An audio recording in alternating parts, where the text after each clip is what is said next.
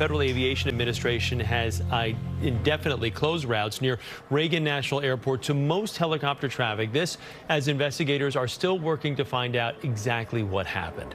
At least 40 bodies have been recovered. The plane's black boxes have also been recovered. Right now at noon, we have team coverage. Alice Gaynor has an update on the crash victims, but let's start with Tim McNicholas, who is live in D.C. for us. Tim?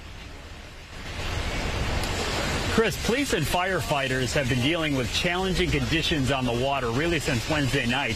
And today they are working through this rain. And take a look.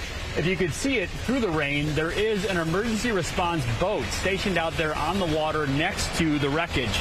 And divers are working today with the National Transportation Safety Board, or the NTSB, to remove parts of the plane. The NTSB already recovered some key evidence yesterday. The National Transportation Safety Board is now analyzing the plane's 2 flight data recorders and the cockpit voice recorder as investigators sort through the aftermath of the tragic mid-air collision captured here by an airport camera. We want to make sure we get it right. We take our time. We involve a lot of people, a lot of parties. Firefighters and police have now recovered the bodies of at least 40 of the 67 victims. Sources tell CBS News that one air traffic control worker was managing helicopter traffic and some planes taking off and landing when the collision happened, a task that's usually handled by 2 different people at that time of day. It is not uncommon for us to routinely combine positions, decombine positions. There is usually someone in a supervisory position looking at the overall workload and complexity in order to make those determinations of what positions we need open and when we need them open. At the time of the crash, both aircraft were flying at about 400 feet. Military helicopters are supposed to stay below 200 feet. A mistake was made, and I think the president is right. There was some sort of an elevation issue that we have immediately begun investigating at the DoD and Army level. Investigators are still trying to recover the flight data recorder, or the black box, from the helicopter, which could provide some essential information.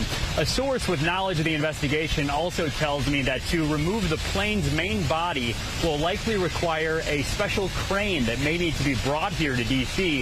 Authorities are now working through the logistics of that. Chris.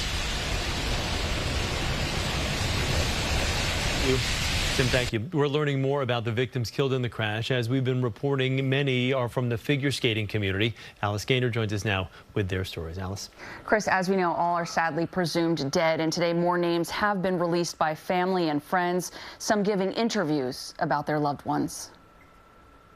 11-year-old Sean Kay and his mother Julia were killed in the deadly plane crash. The plane was supposed to land at 9, and I called my wife.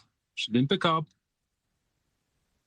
The only thing that I was thinking is, oh, you know, it's probably on airplane mode, and she forgot to switch it off. Sean Kay is seen here skating with Angela Yang, another young victim.